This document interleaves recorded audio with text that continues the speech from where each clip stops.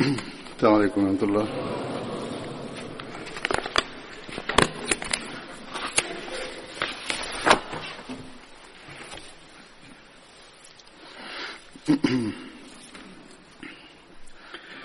أشهد أن لا إله إلا الله وحده لا شريك له وأشهد أن محمدا عبده ورسوله أما بعد فأعوذ بالله من الشيطان الرجيم بسم الله الرحمن الرحيم الحمد لله رب العالمين الرحمن الرحيم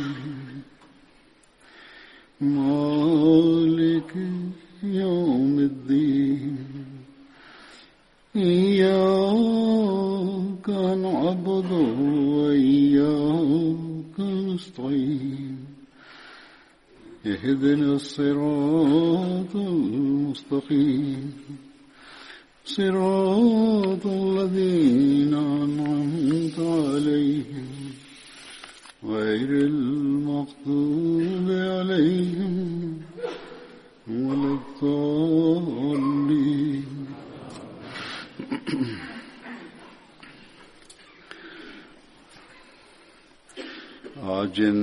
Riwayat hidup sahabat Badar yang akan saya sampaikan, yang pertama adalah Hadrat Khirash bin Sima al-Ansari.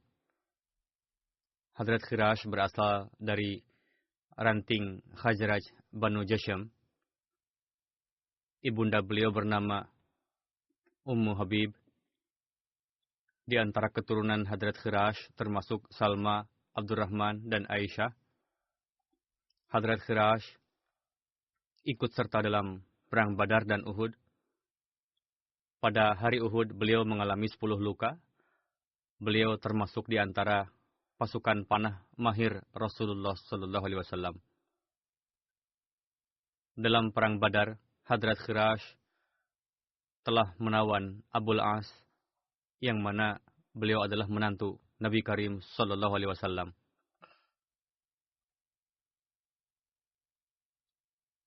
Sahabat berikutnya adalah Hadrat Ubaid bin Taihan.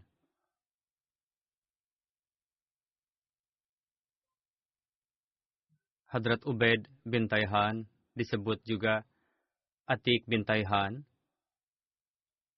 Ibunda beliau bernama Laila binti Anik. Beliau adalah saudara dari Hadrat Abul Haitham bin Layhan dan merupakan sekutu Banu Abdi Ash'al.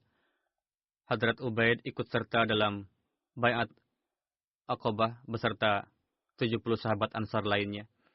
Hadrat Rasulullah telah mengikatkan persaudaraan di antara beliau dengan Hadrat Mas'ud bin Rabi. Beliau ikut serta dalam perang Badar beserta saudaranya Hadrat Abul Haitham, dan beliau syahid dalam perang Uhud. Beliau disyahidkan oleh Ikrimah bin Abu Jahal. Diriwayatkan juga bahwa beliau syahid saat perang dari pihak Hadrat Ali dalam perang Siffin. Memang ada sedikit perbedaan pendapat, namun ada kesamaan di antara keduanya, bahwa beliau syahid. Di antara keturunan beliau disebutkan ada 2 putra, Hadrat Ubaidullah dan Hadrat Abbad. Sesuai pernyataan At-Tabri, Hadrat Abbad juga mendapatkan kesempatan untuk ikut serta dalam perang Badar. Sedangkan tentang Hadrat Ubaidullah diceritakan bahwa beliau syahid dalam perang Yamamah.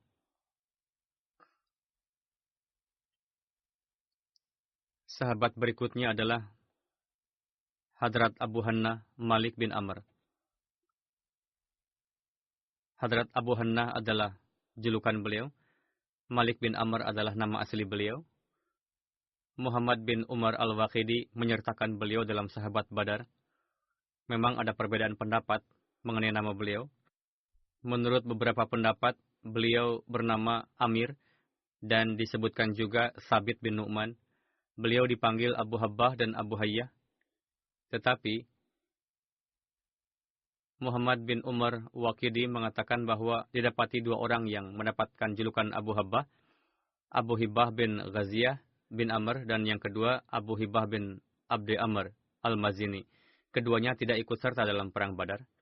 Dalam sahabat Badar tidak didapati seseorang dengan julukan Abu Hibbah, melainkan yang ikut serta dalam perang Badar mempunyai julukan Abu Hannah. Dari sisi tersebut, mereka menegaskan bahwa Abu Hannah lah julukan beliau. Sahabat berikutnya adalah Hadrat Abdullah bin Zaid bin Salabah. Beliau dipanggil Abdullah bin Zaid al-Ansari. Julukan beliau Abu Muhammad. Ayahanda beliau bernama Zaid bin Salabah. Beliau juga termasuk sahabat. Beliau berasal dari kabilah Khazraj Ansar Banu Jashem. Beliau ikut serta dalam Bayat Aqabah beserta 70 sahabat Ansar dan ikut serta bersama Rasulullah dalam perang Badar, Uhud, Khandaq, dan peperangan lainnya. Pada saat Fatah Mekah, bendera Banu Haris bin Khazraj dipegang oleh beliau. Hadrat Abdullah bin Zaid sudah mengetahui tulis-menulis bahasa Arab sebelum memeluk Islam, sedangkan pada zaman itu tulis-menulis sangat minim di kalangan Arab. Sangat minim sekali orang yang pandai menulis. Keturunan Hadrat Abdullah bin Zaid mukim di Madinah. Seorang putra beliau bernama Muhammad yang lahir dari istri yang bernama Sa'adah binti Khulaib, dan seorang putri Ummi Humaid yang ibundanya berasal dari keturunan Yaman. Saudara beliau Quraisy bin Zahid yang merupakan sahabat Badar, dan saudari beliau bernama Quraibah binti Zaid, juga seorang sahabat perempuan. Hadrat Abdullah bin Zaid adalah seorang sahabat yang dikabarkan lafaz-lafaz azan dalam mimpi, dan beliau mengabarkan kepada Rasulullah tentangnya, yang membuat Rasulullah memerintahkan kepada Hadrat Bilal untuk mengumandangkan azan sesuai dengan lafaz-lafaz yang dilihat oleh Hadrat Abdullah dalam mimpi. Ini adalah peristiwa tahun 1 Hijriah setelah pembangunan Masjid Nabawi. Selengkapnya sebagai berikut. Hadrat Abu Umair bin Anas al-Ansari, salah seorang dari sahabat Ansar, meriwayatkan dari pamanda beliau bahwasanya dia berkata, Rasulullah berfikir bagaimana cara menyuruh orang-orang supaya berkumpul untuk salat. Diusulkan kepada beliau supaya sebuah bendera dipasang pada waktu salat, sehingga ketika orang-orang melihatnya, mereka akan saling memberitahu. Namun beliau Sallallahu Alaihi Wasallam tidak menyetujui usulan tersebut. Perawi mengatakan bahwa diusulkan lagi untuk menggunakan trompet besar yang ditiup dengan suara keras seperti yang dilakukan oleh Yahudi. Namun Rasul juga tidak menyetujuinya karena itu adalah cara-cara orang Yahudi. Perawi mengatakan kemudian beliau diminta pendapat tentang kentongan. Rasulullah bersabda bahwa itu adalah cara-cara orang Nasrani.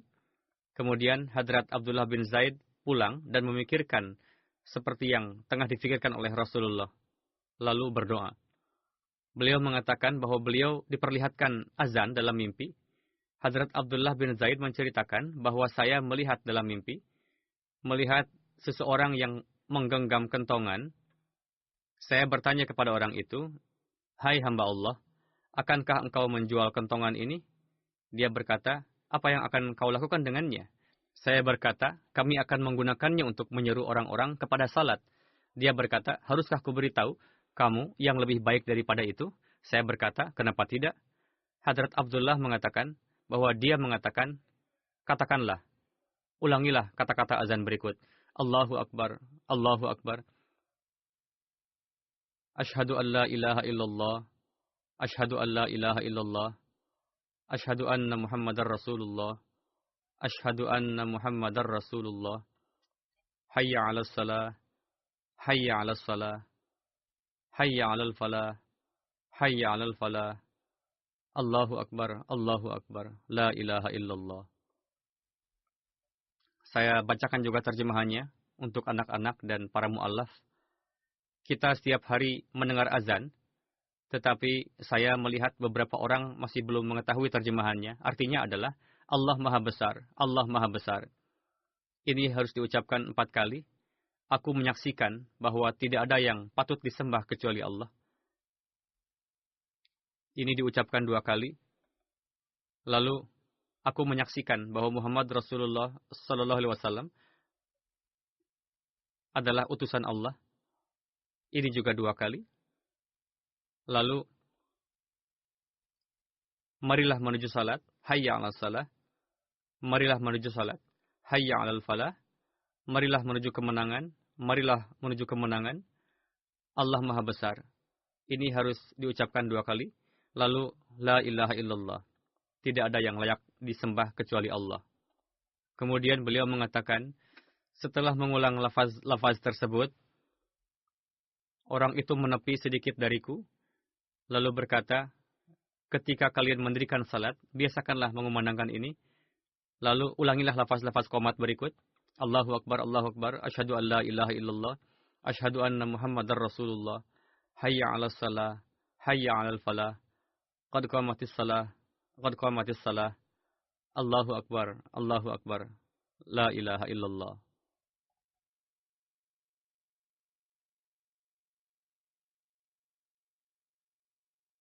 Di dalamnya kalimat dalam azan diulang, ditambah dengan qad qamatis salah.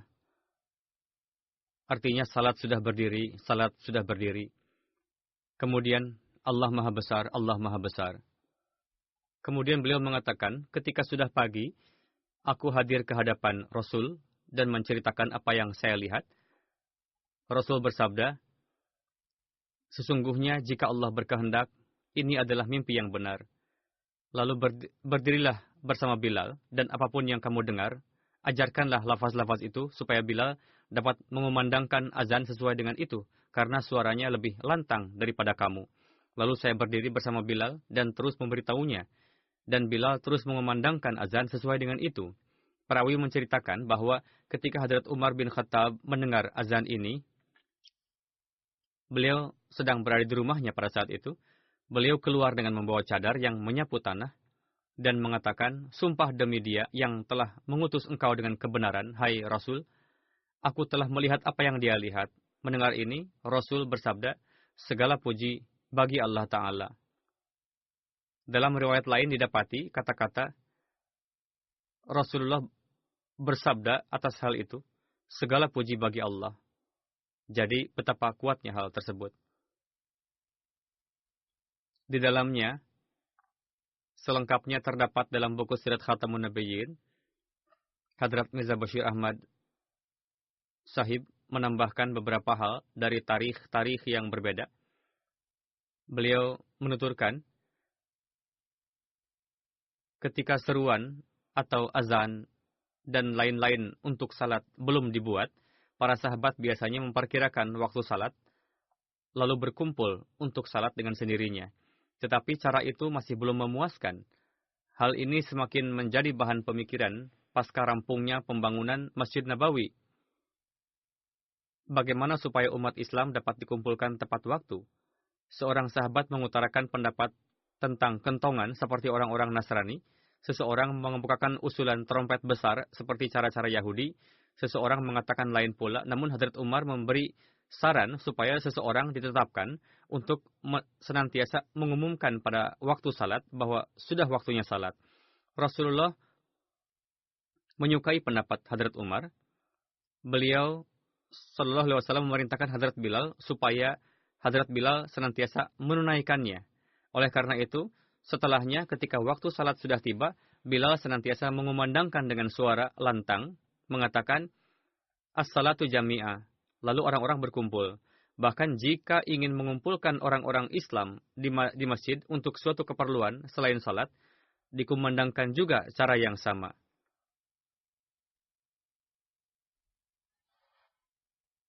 Setelah beberapa lama, seorang sahabat, Hadrat Abdullah bin Zaid al-Ansari, diajari lafaz-lafaz azan dalam mimpi. Setelah itu, beliau menjumpai Rasulullah dan menceritakan mimpi tersebut, serta menyampaikan bahwa beliau mendengar seseorang menyuruhkan ini sebagai azan dalam mimpi. Rasul bersabda, mimpi ini berasal dari Tuhan, dan Abdullah diperintahkan supaya mengajarkan lafaz-lafaz ini kepada Bilal. Beliau menulis bahwa kebetulan sekali, bahwa ketika Bilal mengumandangkan azan pertama kali dalam kata-kata tersebut, Hadrat Umar mendengarnya dan segera hadir di hadapan Rasul dan mengutarakan, wahai Rasulullah, sekarang lafaz-lafaz yang Bilal kumandangkan, nyatanya lafaz-lafaz ini juga yang aku lihat dalam mimpi. Tertera dalam sebuah riwayat bahwa ketika Rasul mendengar lafaz-lafaz azan, Rasul bersabda, telah turun wahyu sesuai dengan itu.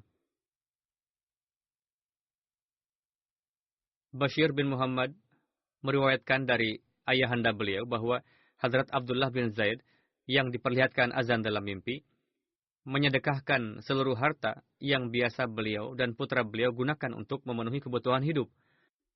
Beliau serahkan hartanya itu kepada Rasulullah. Setelah mengetahui anaknya menyedekahkan seluruh hartanya, ayahanda beliau menghadap Rasulullah dan mengutarakan, wahai Rasul, Abdullah bin Zaid telah menyedekahkan seluruh harta yang biasa ia gunakan untuk memenuhi kebutuhan hidup. Atas hal itu, Rasul memanggil Hadrat Abdullah bin Zaid dan bersabda, sesungguhnya Allah telah menerima sedekah engkau dari engkau yang telah engkau berikan. Tetapi, kembalikanlah itu kepada orang tuamu sebagai warisan. Kini, kembalikanlah kepada orang tua sebagai warisan.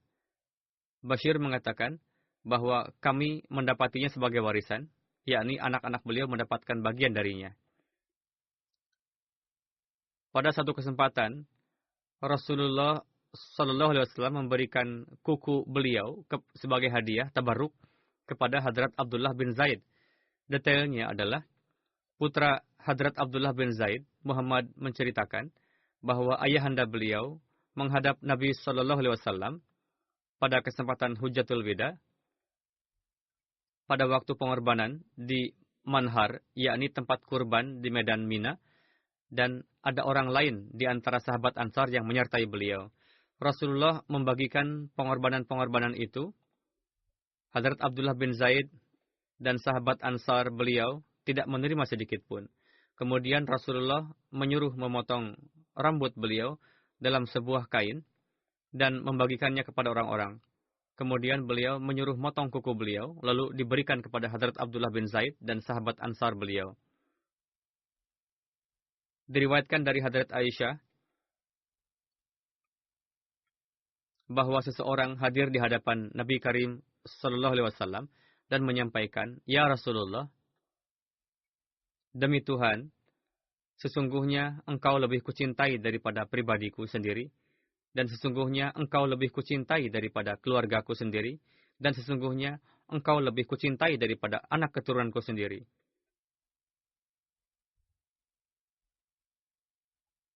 Saat itu saya berada di rumah dan saya sedang mengingat Tuhan, sehingga saya tidak sabar untuk hadir di hadapan Tuhan, dan kini saya sedang memandangi Tuhan. Ketika saya teringat akan kematian saya sendiri dan kewafatan Tuhan, saya teringat bahwa ketika Tuhan masuk surga nanti, Tuhan akan diangkat bersama nabi-nabi lain, dan saya takut bahwa ketika saya masuk ke surga, saya tidak mendapati Tuhan di sana. Atas hal itu, Rasulullah tidak memberi jawaban sehingga Jibril turun bersama dengan ayat berikut. Wa may yuti'illaha war rasul fa ulaika ma'al ladzina an'ama Allahu 'alaihim minan nabiyyina was-siddiqina wasyuhada'i was-salihin. Artinya, barang siapa yang taat kepada Allah dan Rasul-Nya, mereka akan menyertai orang-orang yang telah Allah berikan nikmat kepada mereka, yakni di antara para nabi, siddiq, syuhada, dan salihin. Ayat ini juga kita kemukakan sebagai dalil bahwa makom kenabian tanpa syariat dapat diraih dengan ketaatan kepada Rasulullah. Dengan mengikuti Rasulullah, kedudukan seseorang dapat meningkat dari makom kesalihan menjadi makom kenabian. Walhasil, makom kenabian, apakah itu kenabian tanpa syariat? Dan dari kalangan umat Rasulullah, tetap merupakan makom yang sangat tinggi, dan Allah Ta'ala menganugerahkannya kepada orang yang dikehendakinya. Adapun berkenaan dengan Masih Maud yang akan datang, Rasul sendiri menggunakan sebutan Nabiullah. Untuk itu, kita meyakini Hadrat Masih Maud alaihissalam sebagai Nabi tanpa syariat baru dari kalangan umat Rasulullah, yang mana dengannya tidak mengurangi ketinggian makom khatamun nubuwat Rasulullah, melainkan meninggikan. Yakni saat ini makom kenabian hanya dapat diraih dengan menjadi hamba atau umat Rasulullah. Yang berpendapat seperti ini tidak hanya kita, bahkan orang-orang suci terdahulu pun sama, sebagaimana Imam Raghib berpendapat bahwa Nabi tanpa syariat dari kalangan umat Rasulullah dapat datang setelah Rasulullah. Saya singgung hal ini dalam membahas ayat tersebut supaya jelas. Allamah Zarqani menulis bahwa dalam berbagai kitab tafsir, riwayat tersebut dijumpai dalam kaitannya dengan hamba sahaya Rasul bernama Hadrat Suban. Adapun dalam tafsir Yambul Hayat tertulis berkenaan dengan Maqatil bin Sulaiman bahwa Hadrat Abdullah bin Zaid Ansari tersebut adalah orang yang melihat kalimah azan dalam mimpi. Allamah Zarqani menulis, jika hal tersebut benar, mungkin saja keduanya telah menyampaikan hal tersebut kepada Rasul sehingga turun ayat atas hal itu. Dijumpai juga keterangan bahwa banyak sahabat yang telah menyampaikan hal tersebut kepada Rasul.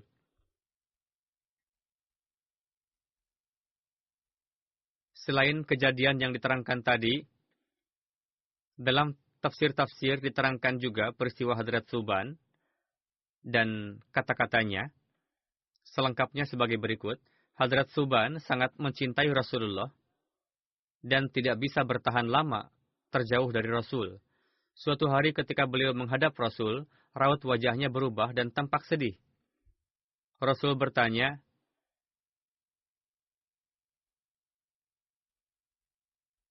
"Apa yang membuat kamu bersedih?" Hadrat Suban menjawab, "Wahai Rasul, saya tidak memiliki penyakit, tidak juga kelainan, selain tidak dapat melihat Tuhan. Disebabkan tidak melihat Rasul untuk sekian lama. Untuk itu, kesedihan akan terus meliputi saya sebelum saya dapat berjumpa dengan Rasul. Begitu juga ketika saya teringat akan akhirat, saya dihantui rasa takut, jangan-jangan saya tidak akan dapat melihat Tuhan nanti. Karena Tuhan akan diangkat bersama dengan para nabi lainnya. Dan jika saya masuk ke surga, makom saya akan sangat jauh di bawah makom Tuhan.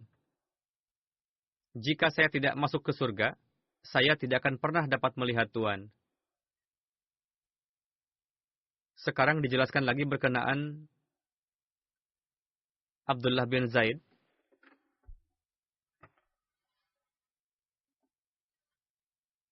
Allamah Zarqani menulis, Hadrat Abdullah bin Zaid sedang bekerja di ladang.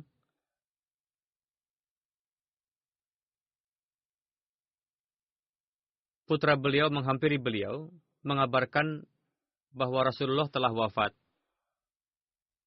Lalu beliau berkata, "Allahumma azhib basari hatta la ara ba'da habibi Muhammadun ahadan."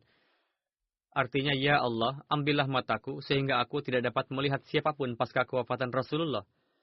Setelah itu, pandangan beliau hilang dan tidak bisa melihat.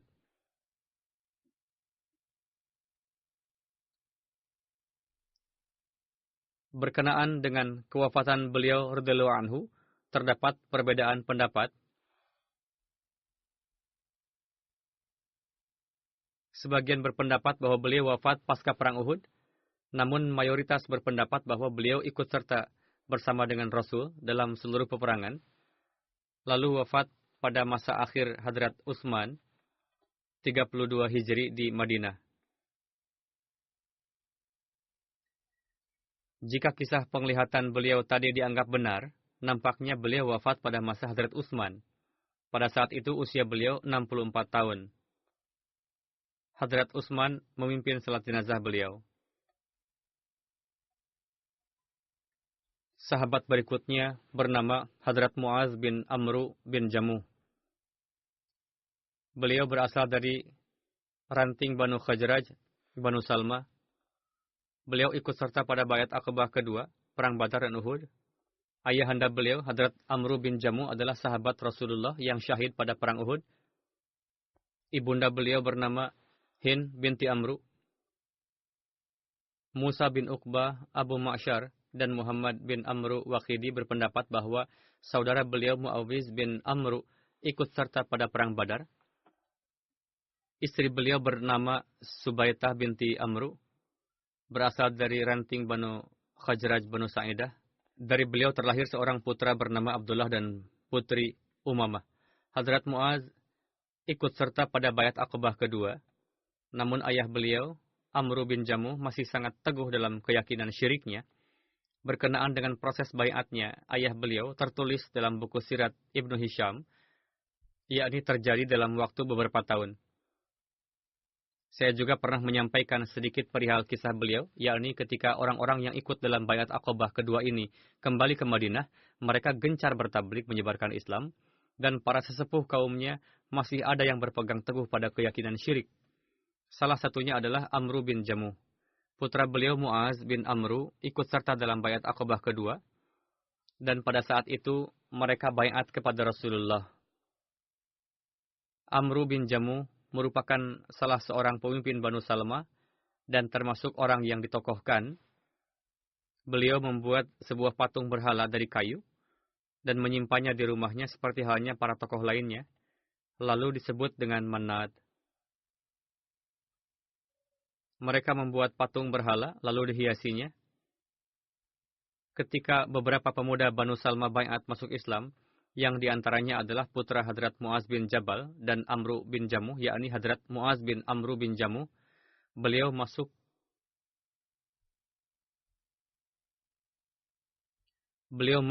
ke tempat ibadah Amru bin Jamuh pada malam hari, lalu membawa pergi patung itu dan dibuang di sebuah lubang tempat sampah bagi Banu Salma. Ketika Amru bangun di pagi hari, ia mengatakan, "Kurang ajar, siapa yang telah bersikap lancang pada berhala kami?" Lalu ia pergi mencarinya dan menemukannya. Lalu ia membersihkannya. Lalu berkata, "Demi Tuhan, seandainya aku tahu siapa yang melakukan ini padamu, pasti akan aku hinakan orang itu." Lalu ketika malam tiba, Amru tidur. Lalu putra beliau berulah sama seperti sebelumnya. Dan pada pagi harinya, Amru bin Jamuh menemukannya, lalu membersihkannya. Kejadian ini terjadi berkali-kali.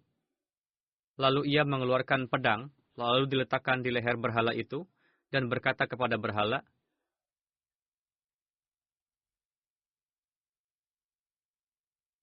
"Demi Tuhan, aku tidak tahu siapa yang telah berbuat demikian padamu.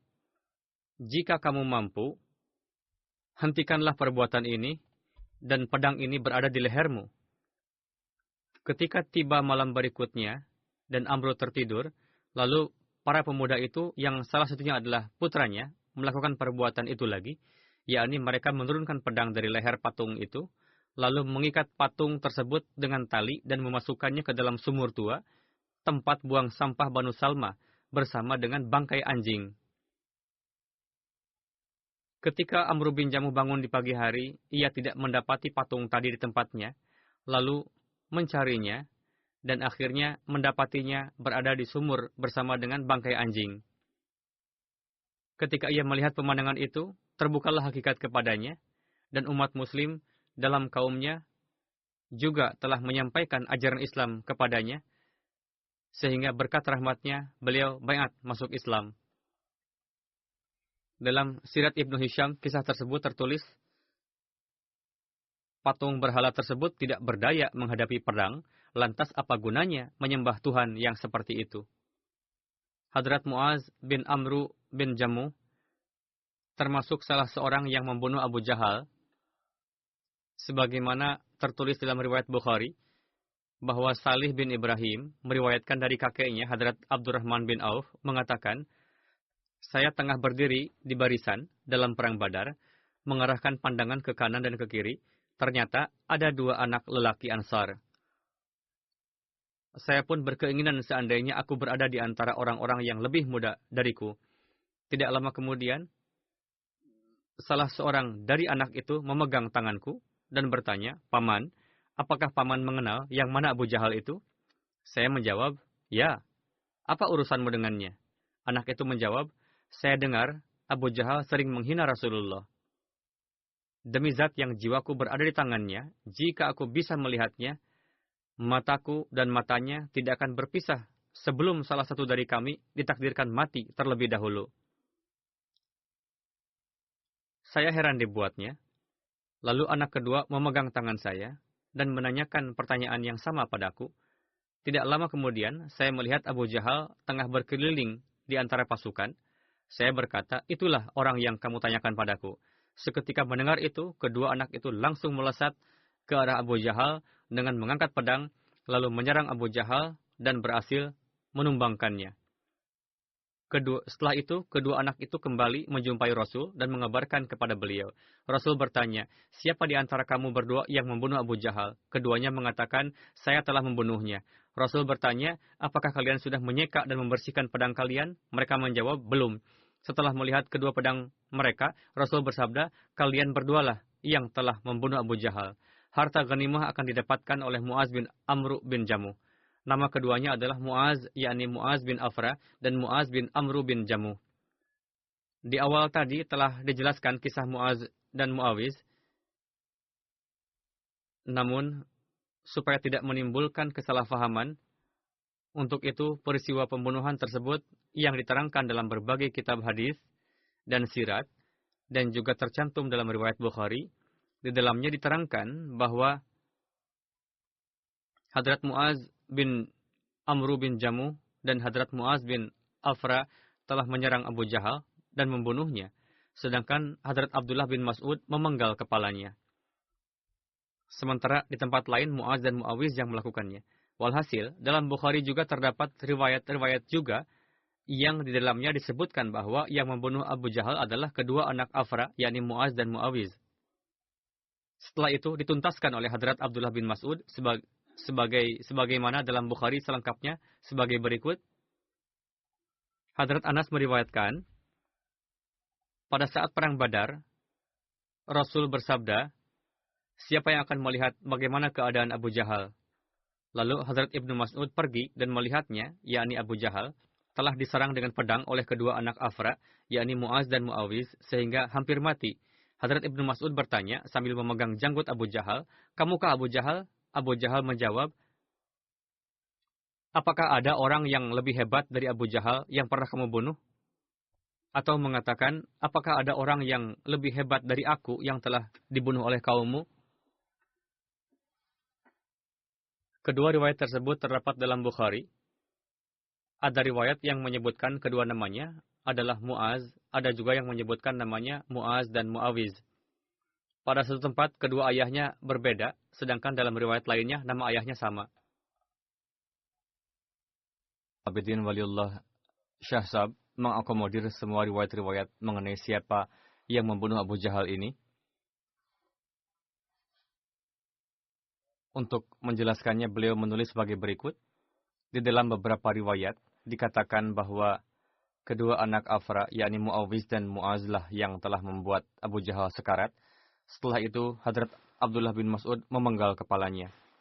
Imam Ibnu Hajar mengemukakan hipotesa bahwa setelah Muaz bin Amru dan Muaz bin Afra, Muawiz bin Afra pun menebasnya. Oleh karena itu, Di dalam dua riwayat yang pertama disebutkan juga dua bersaudara ini, sedangkan dalam riwayat lainnya disebutkan dua orang yang berbeda. Dan di dalam Syarah Fathul Bari, tertulis bahwa kemungkinan ketiganya memang terlibat.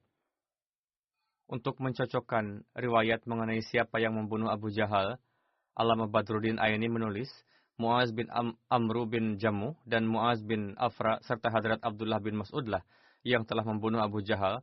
Hadrat Abdullah memenggal kepalanya dan membawanya ke hadapan Hadrat Rasulullah SAW. Lebih lanjut, Allamah Badruddin Aini menulis, di dalam Sahih Muslim tertulis bahwa yang membunuh Abu Jahal adalah Muaz bin Amru bin Jamuh dan Muaz bin Afra. Nama ayah dari Muaz bin Afra adalah Haris bin Rifa dan ibunya adalah Afra yang merupakan putri dari Ubaidah bin Salibah. Demikian juga di dalam Bukhari Kitabul Jihad, bab Malam Yakhmas al-Aslab, disebutkan bahwa Hadrat Muaz bin Amrullah yang memotong kaki Abu Jahal dan menjatuhkannya. Kemudian Muawiz bin Afra memukulnya dan menjatuhkannya ke tanah. Lalu meninggalkannya dalam kondisi sekarat. Kemudian Hadrat Abdullah bin Mas'ud menebasnya dan memenggal kepalanya.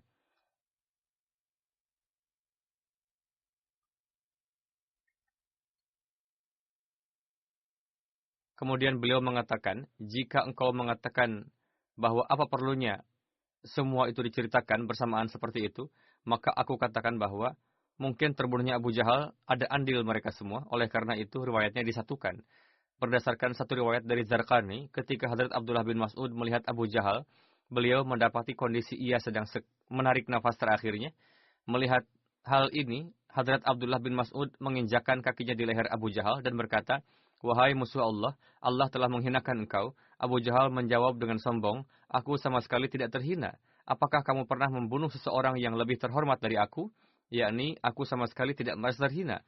Kemudian Abu Jahal berkata, "Katakan kepadaku, medan pertempuran ini berada di pihak siapa sekarang? Siapa yang telah menang dan meraih kejayaan?" Hadrat Abdullah bin Mas'ud menjawab, "Allah dan Rasulnya telah menang."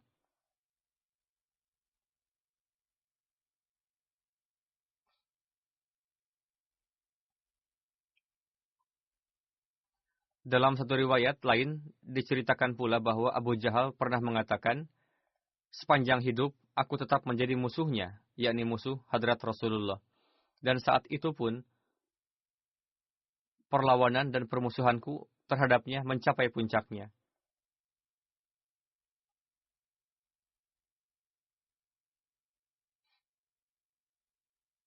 Hadrat Abdullah bin Mas'ud memenggal kepala Abu Jahal, dan beliau membawa kepalanya itu ke hadapan Rasulullah.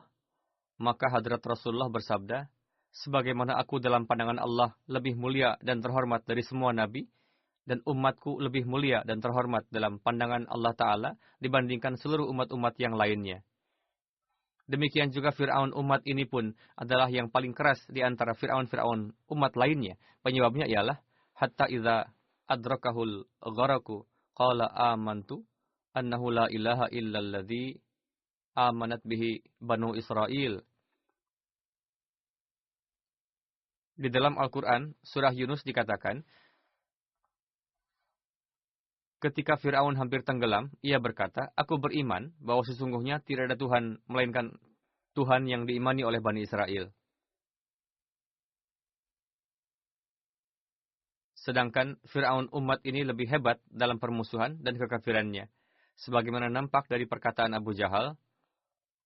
Selain itu, terdapat juga dalam riwayat bahwa setelah mendapat kabar kematian Abu Jahal, ada juga di riwayat lain disebutkan, setelah melihat kepala Abu Jahal, Hadrat Rasulullah bersabda, "Allahul ladzi la ilaha illahu." Yakni Allah adalah zat yang tidak ada sembahan lain selain dia. Demikian juga Rasul bersabda, "Alhamdulillahilladzi a'azzal islama wa ahlah." Yakni segala puji bagi Allah yang telah menganugerahkan kehormatan kepada Islam dan para pengikutnya. Terdapat juga riwayat berikut ini bahwa Hadrat Rasulullah bersabda, "Sesungguhnya di setiap umat ada Fir'aun, dan Fir'aun di umat ini adalah Abu Jahal yang Allah Ta'ala telah binasakan dengan cara yang sangat buruk." Hadrat Muaz bin Amru bin Jamuh wafat di masa kekhalifahan Hadrat Utsman. Khalifah bin Hayyat meriwayatkan, Muaz bin Amru bin Jamu terluka pada saat perang Badar. Setelah itu beliau sakit hingga masa kekhalifahan Hadrat Utsman, kemudian wafat di Madinah. Hadrat Utsman menyalatkan jenazah beliau dan beliau dimakamkan di Jannatul Baqi. Hadrat Abu Hurairah meriwayatkan bahwa Rasulullah Shallallahu Alaihi Wasallam bersabda, Muaz bin Amru bin Jamu adalah seorang yang sangat baik. Semoga Allah Ta'ala menurunkan ribuan rahmatnya kepada orang-orang yang tenggelam dalam kecintaan kepada Allah Ta'ala dan kekasihnya. Dan semoga mereka menjadi orang-orang yang meraih keridhaan Allah Ta'ala. Setelah salat Jumat, saya akan memimpin satu salat jenazah gaib, yakni yang terhormat Malik Sultan Harun Khan Sahib, yang wafat pada 27 Maret di Islamabad. Inna lillahi wa inna ilaihi raji'un.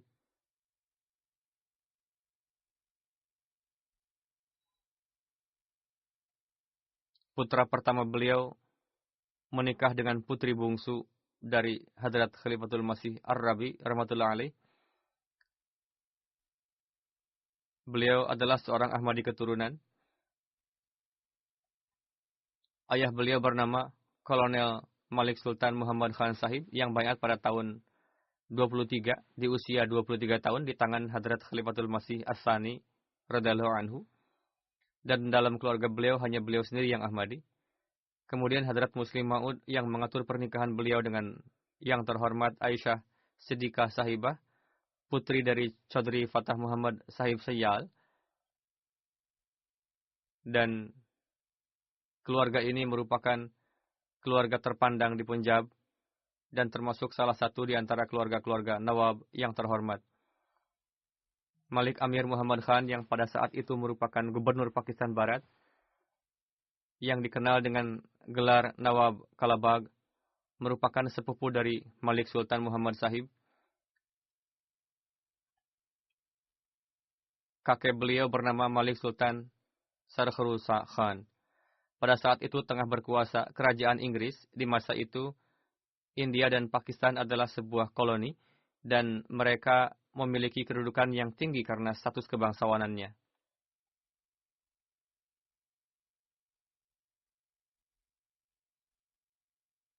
Empat tahun kemudian, putra Malik Sultan Muhammad Khan Sahib mendapatkan taufik menerima Ahmadiyah.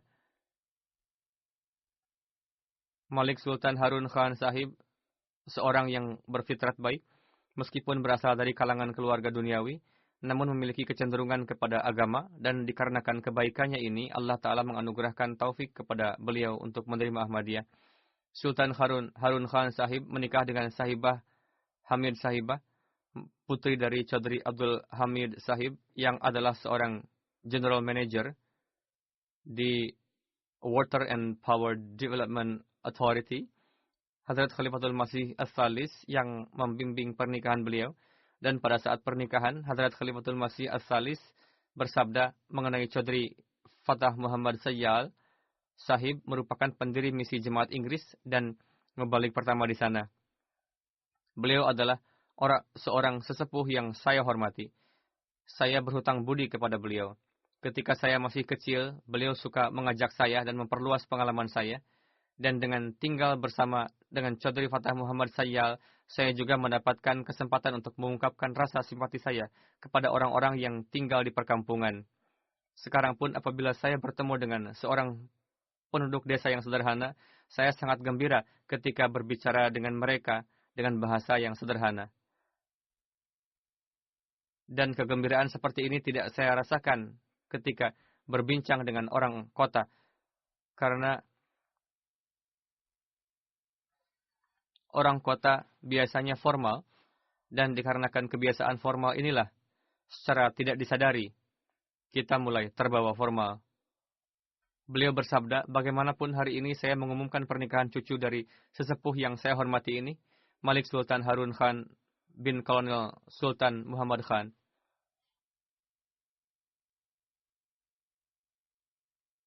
Saudara-saudara sekalian, mari kita berdoa sebagaimana pendahulu kita telah mengkhidmati agama dengan tulus dan penuh dedikasi. Semoga semangat pengkhidmatan dan pengorbanan ini tetap tegak dan nampak dalam diri anak keturunan mereka. Hari ini diumumkan mengenai wafatnya almarhum Malik Harun Sahib. Semoga putra-putri beliau pun tidak hanya menegakkan hubungan dengan Ahmadiyah dan khilafat ini, melainkan juga terus memperkuatnya. Beliau memiliki 3 orang putra dan 2 orang putri. Dan sebagaimana telah saya sampaikan bahwa putra beliau yang pertama, Sultan Muhammad Khan Sahib, adalah menantu dari Hadrat Khalifatul Masih Ar-Rabi. Beliau mengkhidmati masyarakat yang tinggal di daerah-daerah terpencil. Secara khusus beliau memperlakukan dengan sangat baik para wanita yang tidak mampu. Beberapa wanita mengatakan bahwa di masa hidup beliau, kami merasa diri kami terlindungi di kampung ini, dan sekarang setelah kewafatan beliau, kami merasa takut. Di daerah Atok, banyak permusuhan di sana, dan banyak juga orang-orang yang bertabiat keras. Orang-orang miskin sama sekali tidak diberikan haknya, akan tetapi beliau meskipun seorang tuan tanah yang besar dan seorang yang terhormat di daerah itu, namun beliau banyak melakukan pengkhidmatan terhadap orang-orang yang tidak mampu. Saudari perempuan beliau, Rashidah Sayyal Sahibah yang tinggal di Kanada, mengatakan, saudara laki-laki saya, Sultan Harun Khan, memiliki banyak keistimewaan, memiliki gairat yang tinggi terhadap Ahmadiyah, sosok yang siap berkorban segalanya demi khilafat, seorang sahabat sejati bagi para sahabat beliau, dan seorang yang sangat diperhitungkan oleh mereka yang memusuhi. Beliau adalah tumpuan dan sandaran orang-orang yang miskin dan tidak mampu. Suatu kali Hadrat Khalifatul Masih keempat menulis di dalam sebuah surat kepada saya bahwa ayahmu Kolonel Sultan Muhammad Khan Sahib adalah bagaikan pedang yang siap terhunus bagi Ahmadiyah. Dan corak ini pun didapati dalam diri saudara-saudara laki-lakimu. Suatu kali Hadrat Khalifatul Masih yang ketiga bersabda kepada beliau, banyak permusuhan di daerah itu.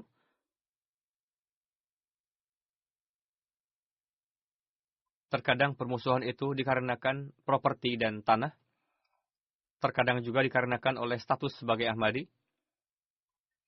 Hadrat Khalifatul Masih yang ketiga bersabda kepada beliau, Anda akan ditembaki, tapi peluru akan lewat di atas Anda. Insya Allah tidak akan terjadi apa-apa. Rashidah Sayyal Sahibah menulis, kami melihat sabda Hadrat Khalifatul Masih yang ketiga itu tergenapi.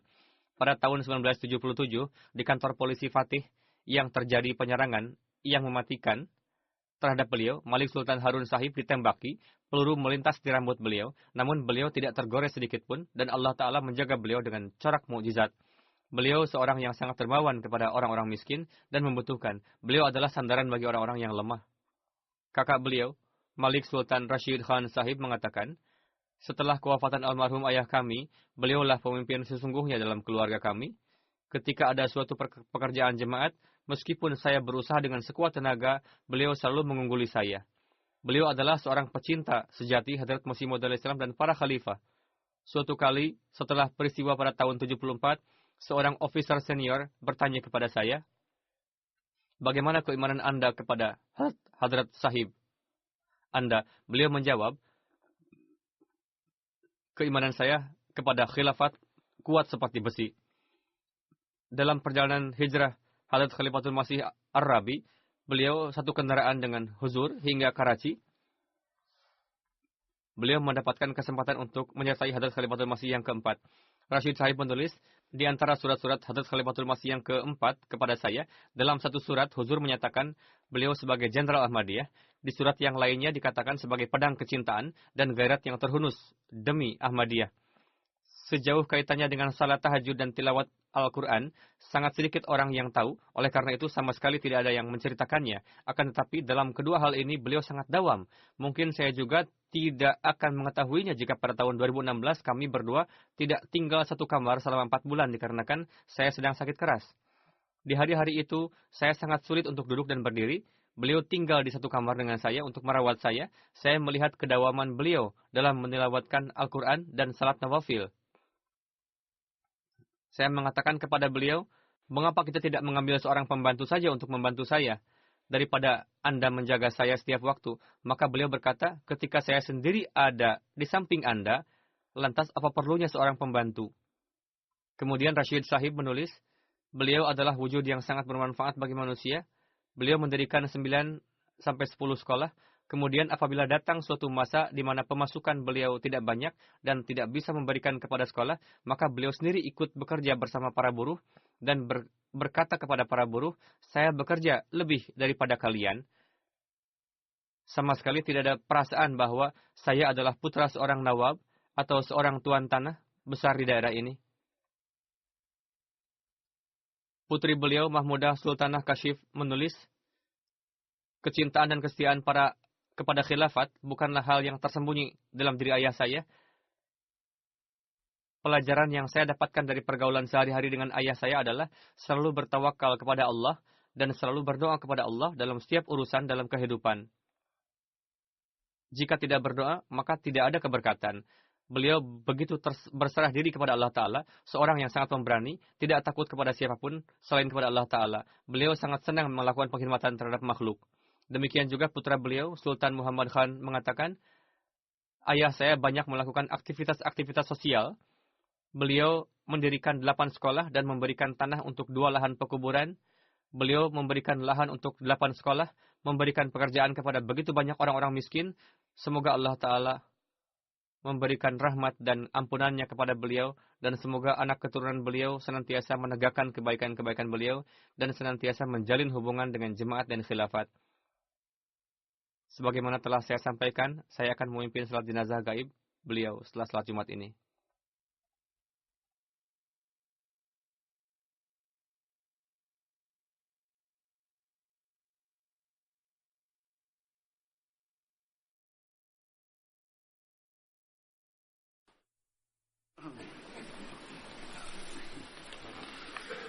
الحمد لله نحمده ونستعينه ونستغفره ونؤمن به ونتوكل عليه ونعوذ بالله من شرور أنفسنا ومن سيئات أعمالنا من يهده الله فلا مضل له ومن يضلل فلا هادي له ونشهد أن لا إله إلا الله ونشهد أن محمدا عبده ورسوله عباد الله رحمكم الله إن الله يأمر بالعدل والإحسان وإيتاء ذي القربى وينهى عن الفحشاء والمنكر والبغي يعظكم لعلكم تذكرون اذكروا الله يذكركم وادعوه يستجب لكم ولذكر الله أكبر